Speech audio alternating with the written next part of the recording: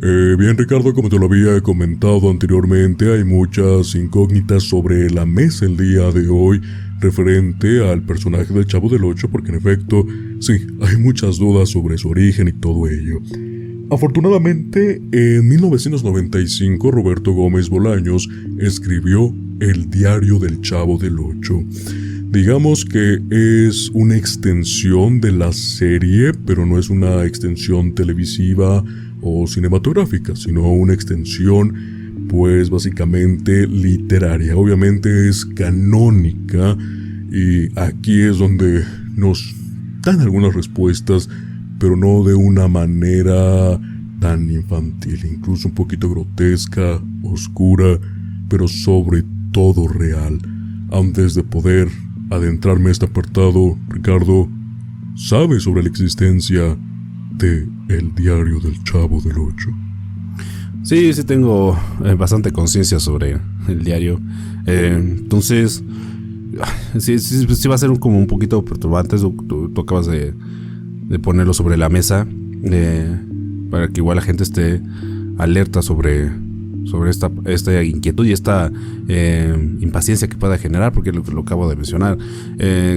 Simplemente leerlo, simplemente escucharlo o nada más tratar de comprenderlo, si te deja con muchos huecos dentro de la cabeza, y a lo mejor siembra un poco esa parte del alma como la conocemos, de que realmente podría ser verdad que Roberto Gómez Bolaños pudiera tomar de ejemplo algo que parece no podía existir sino más que una idea simple de su cabeza, o realmente sí se adentró y encontró dentro de todas las posibilidades una simple excusa para poder llevar a cabo una idea que a lo mejor ya tenía prefabricada, pero que simplemente terminó por asentar y solamente le dio las bases concretas, ¿no? O sea, no quiero adelantarme por lo mismo de que lo vamos a tratar ahorita, no los vas a contar, pero sí tenemos el escenario bien puesto como para empezar a tener ya demasiadas dudas sobre Roberto, que en paz descanse, si realmente era la persona que nos vendían o si realmente no lo era, que creo que a final de cuentas él nunca dejó de ser tan humano como nosotros y tenía bondades, tenía dificultades y que tuvo también muchos defectos, y también era una persona que al adquirir poder se volvió muy temible en muchos aspectos, pero que creo que en este momento, centrándonos en la historia del Chavo, sí nos va a dejar con muchos velos de inquietud y de saber si realmente pudo haber sido capaz de transformar algo que parecía malo en algo bueno. De esta manera, Ricardo, vamos a profundizar en el diario de El Chavo del Ocho. Obviamente, antes de empezar, está un poco resumida la información que les voy a comentar. Obviamente, sí nos dimos la tarea y la oportunidad de leer el libro para que no quedaran algunas dudas. Y si se nos llegan a escapar, tal vez porque no van a nutrir como quisiéramos este capítulo. De todas formas, hay sorpresas más adelante. Poco se conoce con certeza sobre el verdadero origen de aquel niño que, en un día cualquiera, llegó a la vecindad que lo adoptaría como uno más de sus pintorescos habitantes. Sin embargo, parte del velo del misterio se levantó en 1995, cuando Roberto Gómez Bolaños publicó El Diario del Chavo del Ocho, un libro que relataba con crudeza y detalle la vida previa del entrañable personaje antes de conocer a los amigos que lo acompañarían en sus aventuras. La obra iba mucho más allá de la serie televisiva. Exploraba a fondo las motivaciones de cada personaje, sus pasados y las razones que los llevaron a aquella vecindad. A diferencia del tono ligero y cómico del programa, el libro abordaba temas más adultos, incluso situaciones que podrían haber sido censuradas en la televisión por su crudeza emocional y social. Desde la perspectiva del propio Chavo, se narra que jamás llegó a conocer a su padre y apenas guarda recuerdos de su madre, una mujer agotada por el trabajo que lo recogía al diario de la guardería, aunque no siempre lo hacía bien. En ocasiones, el cansancio la llevaba a equivocarse y salir con otros niños que no eran su hijo. Yo antes pensaba que nunca había tenido un papá, pero luego mis amigos me explicaron que eso no era posible, que todos los que nacen es porque antes su papá se acostó con su mamá. Lo que pasó fue que yo no conocía a mi papá, o sea que nomás se acostó y se fue. Escribe el personaje. Sobre su madre, el relato continúa. A mi mamá sí la conocí, pero nomás tantito. Como ella tenía que trabajar, Todos los días me dejaba en una casa que se llamaba guardería, y ahí me la pasaba hasta que regresaba a recogerme. El problema era que llegaba tan cansada que cuando le preguntaban cuál niño era suyo, ella decía, no sé, uno de esos, y le entregaban al que tuvieran más cerca, y claro, que no siempre era yo. Eventualmente, su madre dejó de ir por él. Los días pasaron y su figura nunca volvió a aparecer. Fue entonces cuando el pequeño fue trasladado a un orfanato. Allí, según narra el libro, conoció a la señora Martina, una cuidadora de carácter violento, que desquitaba su frustración con los niños. El chavo cuenta que ella solía golpear a los pequeños sin razón y que en una ocasión, después de hacerle sangrar la nariz, se enfureció más al ver que el niño había manchado su ropa. Su castigo, dejarlo un día entero sin comida. Cansado del maltrato, el chavo se atrevió a enfrentarle y le confesó que no quería seguir viviendo en un lugar donde la lastimaran. La respuesta de Martina fue tan fría como cruel. Le abrió la puerta y le dijo que si quería irse, podía hacerlo. Fue así como comenzó su andar por las calles. Caminó sin rumbo, hambriento, cruzándose con otros niños en situación de calle, sobreviviendo como podía, hasta que finalmente encontró refugio en una vecindad, esa que, con los años, se convertiría en el único lugar al que podría llamar hogar. Además, el autor señaló que el verdadero nombre del chavo es Rodolfo Pietro Filiberto Raffaello Guglielmi. Bien, Ricardo, antes de poder continuar, todavía bajo el contexto de El diario del Chavo del Ocho, efectivamente es una extensión bastante cruel, bastante cruda, bastante realista, insisto, sobre aquel personaje emblemático de la serie de Chespirito, en esta ocasión, el Chavo del Ocho. Y bien, me encantaría saber tu opinión porque en efecto, y lo repito, lo resumí un poquito, obviamente, porque fueron los momentos, o en resumen, para poder darle un inicio, más impactante del personaje, todo lo que tuvo que sufrir. Y aquí se ve realmente los pequeños matices que tenía Roberto Gómez Bolaños al escribir sus personajes. Es un personaje bastante realista que, si bien la comedia siempre estuvo presente, jamás se quita esta esencia donde realmente lo hace suyo, donde realmente lo examinó, donde realmente aprendió, lo estudió para llegar a este punto. Pero me encantaría saber tu opinión de lo que llevamos hasta el momento. Sí, bueno, yo tengo primero que una opinión muy reservada sobre el diario, porque tú mismo lo estabas mencionando, parece que no parece, mejor dicho, es demasiado duro, demasiado fuerte, y ya está dirigido a un público más adulto. Recordemos que el Chavo del Ocho se estrenó en el 71, entonces si tomamos en cuenta que muchos niños empezaron a ver a esa edad y crecieron junto con él, así tuvieran 7 años, para el año que se publica ya tienen más de 30. Entonces, lógicamente, creo que ya nos está dejando en claro que la postura inicial con la que se estaba manejando ya al finalizarse la extensión es que ya va dirigido para un público más adulto, ¿no? Un público que pudiera comprenderlo de otra manera, que pudiera ver ya inclusive hasta con sus propios ojos el rezago social que llega a existir en muchas situaciones, en muchos niños y muchas madres que no pueden solventar y no pueden sostener a un hijo por estar laborando, inclusive también lo que pueden afectar a estas criaturas, ¿no?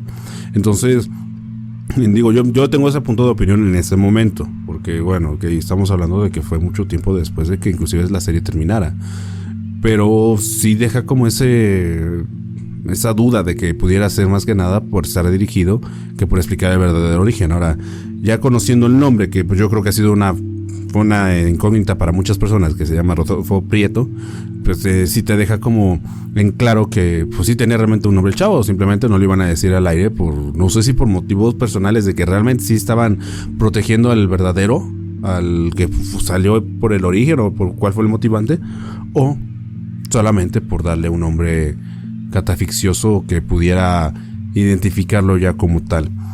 Entonces, Sí, tengo esa opinión de que sí, ya es es demasiado cruel un poco el inicio del propio Chavo del Ocho, ¿no? Más que nada porque fue escrito por la misma persona que creó el personaje y que le dio una connotación y que le dio un sentido de existir dentro de su serie. Pero tener esto ya en cuenta y tomarlo como real, creo que también necesitamos tener un poquito más de argumentos para también no sé, dictaminar que si pudiera ser 100% verídico lo que se está leyendo del libro, del diario del Chavo del Ocho. Creo que sí en este punto, o sea, a final de cuentas, a pesar de que está siendo resumido y que está siendo conversado entre nosotros, ya se siente la crueldad con la que va a ser manejado el tema del diario, porque creo que inclusive hasta el mismo Roberto Gómez Bolaños debió estar muy claro y muy consciente, muy elocuente como para poder publicarlo, porque a final de cuentas pues era simplemente un volado donde podrías destruir también tu propia obra que mantuviste tantos años y que te llevó a la fama. Pero de entrada creo que es demasiado triste, ¿no? O sea, tratar de entender que el inicio del Chavo del Ocho es porque no solamente era huérfano de madre, sino era huérfano de todo el mundo. En los lugares que estuvo no lo querían, ¿no? Ni su mamá, ni en la guardería, ni en el orfanato. En que le tocó sufrir, a final de cuentas, ¿no? Entonces, creo que inclusive ya hablar de temas de golpes, de violencia infantil, te habla de que realmente no estamos hablando de un México distinto. O sea, es un México que en esos años estaba pasando por momentos muy complicados, ¿no?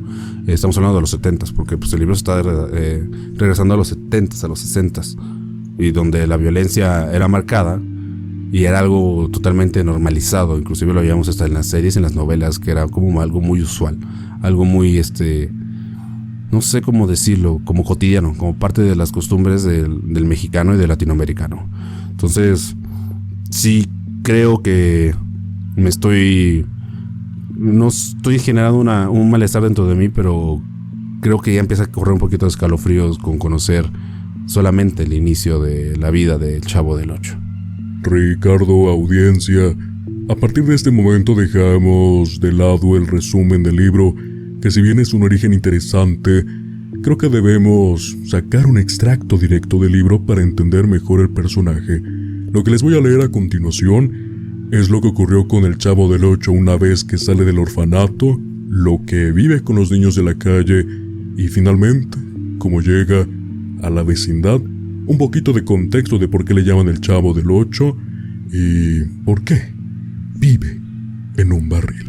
Un día llegué caminando hasta un callejón que estaba muy oscuro y empecé a sentir miedo. Entonces me puse a caminar más a prisa, pero lo único que conseguí fue llegar a otro callejón que estaba aún más oscuro que el anterior y me entró más miedo. Seguí corriendo hasta que salí a un lugar donde había un poco de luz. Era como un terreno en el que había mucha basura y muchos desperdicios. También había perros que buscaban cosas entre la basura y también había niños. Eran como unos 8 o 9. Casi todos eran de mayor edad que yo, menos 2 que eran más chicos, o quién sabe. El mayor de todos era el Mochilas. Luego me explicaron que le decían así porque hacía tiempo le habían mochado una mano. O sea que se la habían cortado una vez que se le infectó mucho. Pero le quedaba la otra mano, con la cual pegaba más fuerte que todos sus compañeros, y por eso todos los demás lo obedecían. Cuando me acerqué a ellos, lo primero que me llamó la atención fue que uno de los niños estaba pintando la cara. Este niño era el Pinacate, y sabía hacer eso de aventar 3 pelotitas al aire sin que se le cayera ninguna. Esto lo hacía, según me dijo, en una esquina cercana donde hay un semáforo que tarda mucho con la luz roja, lo cual hace que los carros se detengan un buen rato. Entonces, él y otro niño hacían eso de aventar las pelotitas para que luego les dieran una propina. El otro niño se llamaba Conejo, pero no sabía aventar las pelotitas. Lo que hacía el Conejo era ponerse a gatas para que el Pinacate se trepara encima de él, pues así era más fácil que los automovilistas vieran al Pinacate cuando aventaba la pelotita. Yo quería preguntar más cosas, pero entonces el Mochilas le dijo al Pinacate que se diera prisa en terminar de pintarse la cara. El Pinacate hizo lo que le ordenaron y al rato se fue de ahí en compañía del Conejo. O sea, iban a la esquina donde el semáforo tarda mucho con la luz roja. Los demás niños platicaban muy poco, y ni siquiera me preguntaron que quién era yo o de dónde venía.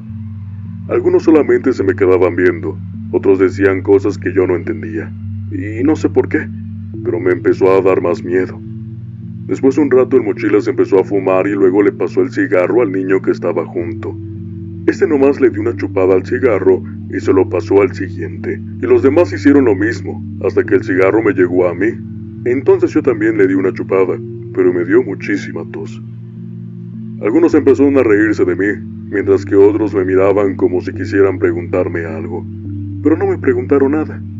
Lo único que hicieron fue quitarme el cigarro. También tienen una bolsa de plástico, la cual tenía algo dentro, algo que olía parecido a como huelen los talleres donde pintan carros. Pero yo no tuve mucho tiempo para oler, porque en ese momento llegó corriendo el Pinacate, diciendo que el conejo había palmado. O sea, él estaba diciendo que el conejo estaba muerto. Y entonces, todos salieron corriendo. Yo fui el último en llegar, pero también alcancé a ver al conejo que estaba ahí en el pavimento, sin moverse y todo lleno de sangre. Pero no me quise acercar mucho, porque empecé a sentir algo muy raro. O sea, como si quisiera vomitar. ¿Pero qué vomitaba si no había comido nada? El Pinacate tampoco se le acercó mucho, tal vez porque no quería que los demás se dieran cuenta de que estaba llorando, aunque no se le notaba mucho, porque las lágrimas parecían como si fueran parte de la pintura que tenía en la cara. Entonces me dieron muchas ganas de salir corriendo, y eso fue lo que hice. Corrí sin detenerme para nada. Nunca volví a ver a esos niños. O bueno, sí los he vuelto a ver, pero solamente en sueños, y cuando eso sucede, siempre me despierto respirando fuerte y como si tuviera mucho frío. Y así fue como llegué a la vecindad. Primero me quedé en la vivienda número 8, en la cual vivía una señora muy viejita, la cual me dijo que yo le recordaba a un nieto que ella había tenido. A esta viejita del 8 le temblaban muchísimo las manos, por lo cual no podía hacer muchas cosas. Por eso yo la ayudaba. Pero ella decía siempre, Dios tendrá que hacerme el milagro de que alguna vez me dejen de temblar las manos. Hasta que un día llegué a la vivienda y me di cuenta de que ya no le temblaban las manos, y toda ella estaba quietecita. Creo que la enterraron el día siguiente. Pero poco después llegó otra persona a ocupar la vivienda número 8, por lo que yo me tuve que salir de ahí. Sin embargo, como ya tenía muchos amigos en la vecindad, un día me invitaban a quedarme a dormir en una casa y otro día en otra. Y así hasta la fecha, porque no es cierto eso de que yo vivo dentro de un barril, como han dicho algunos. Lo que pasa es que yo me meto al barril cuando no quiero que los demás se den cuenta de que estoy llorando, y también cuando yo no tengo ganas de ver a los demás, o cuando tengo muchas cosas en que pensar. De todas maneras, la gente ya se había acostumbrado a llamarme el Chavo del 8, y así es como me siguen llamando todos. Bien, Ricardo, repito, nos dejamos de resúmenes y con este extracto directo del libro nos podemos dar cuenta del por qué esta serie e incluso el personaje tuvieron mucho éxito. Por estos matices reales, oscuros y crudos que Roberto Gómez Bolaños siempre tuvo presente para escribir al personaje.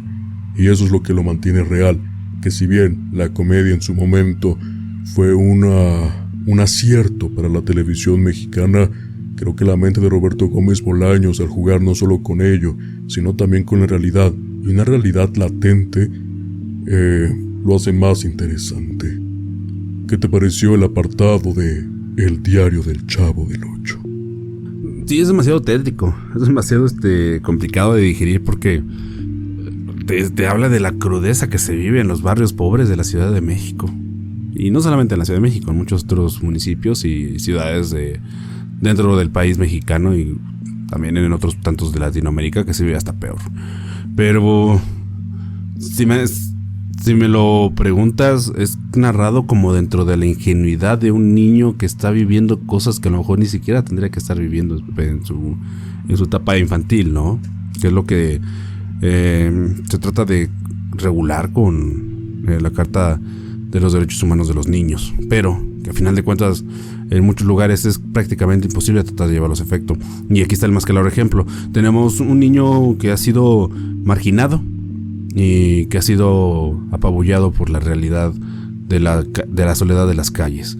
Entonces, encontrarte un grupo colectivo de niños que simplemente se dedica a sacar dinero, como lo conocemos nosotros, como los payasitos de crucero, en el cual te paras enfrente de un semáforo, en el mero cruce para que te vean los automovilistas y te den una moneda, pues creo que ya de entrada ya estamos viendo completamente un trasfondo que a lo mejor para mucha gente sí sería muy escabroso. Inclusive te lo menciono de nuevo, creo que no solamente es el hueco de las dudas, sino que simplemente me está dejando un vacío completamente por dentro, porque una figura que siempre viste como algo inocente, algo infantil, algo que simplemente era para entretener y que no tenía otro punto más que ese, pudiera tener un trasfondo tan fuerte y tan imponente como lo es que estuvo en situación de calle, que prácticamente toleró la adversidad hasta llegar a una vecindad donde lo pudieron acoger y pudieron darle un poco de ropa y de vestido. O sea, imagínate, o sea, abarcar la muerte de 2 personas con tus propios ojos de algún modo u otro, aunque no los hayas visto fallecer, pero sí que estuvieran dentro de tus posibilidades o dentro del destino, verlos ya postrados en el piso o en la cama, ya desfallecidos, creo que te empieza a explicar muchas cosas que a veces no comprendemos y que sin embargo se sigue tratando de explicar un poco en el idioma infantil. Y creo que también otro punto y otro aspecto importante es que no me deja de dar vueltas en la cabeza que dentro de toda esta narrativa se siguiera poniendo como si él no estuviera entendiendo mucho de lo que estaba pasando, ¿no? Porque pues existen esas partes coloquiales que a lo mejor lo describían dentro de su personaje, como el Chavo del 8 a Roberto Gómez Bolaños, ¿no? Que tenía una inocencia tan pura que no era capaz de percibir lo bueno y lo malo al 100%, solamente lo explicaba y daba una orientación de lo que estaba viendo y trataba de describírtelo de la mejor manera, pero que a final de cuentas no dejaba de estar dentro de esa ingenuidad que muchas veces los niños presentan, ¿no? Que no, es muy raro que pueda uno entenderlo. Creo que también nosotros que fuimos niños había muchas cosas que no nos explicábamos y que creo que están bien descritas. Esta parte de cómo se comunicaba con la gente de la calle, pues lógicamente creo que no es nada ajeno. Creo que lo hemos escuchado con mucha gente que pues viene un extracto social mucho más bajo y que encuentra otras formas de comunicarse cuando simplemente no quiere estar comunicado con los demás y que quiere que sea simplemente un lenguaje propio.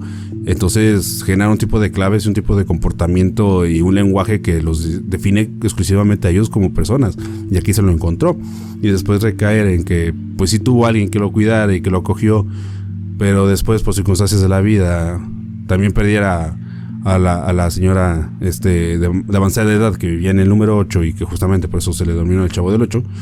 Te da a entender cómo es que llegó ahí, ¿no? Entonces, digo, esta parte del barril creo que es una parte que sí ya estaba bien explicada, pero no especificaba en qué número vivía, porque nunca lo hicieron. O sea, es lo que tú decías, o sea, como que se trataba de dejar en puertas y a luces abiertas y a ojos abiertos que pudieran entender el mensaje de cómo entender la historia del Chavo del 8, sus orígenes, pero que al final de cuentas no se tocaba con profundidad, porque yo creo por lo mismo, ¿no? O sea, tenía que mantenerse la imagen de que el programa era un programa para niños, un programa infantil, y que los infantes no tuvieran que estar preguntando o preocupándose por eso, porque pues no era su responsabilidad al final. Debían tener un punto de inflexión, un punto de adultez y un punto de madurez para poder comprender este tipo de temas.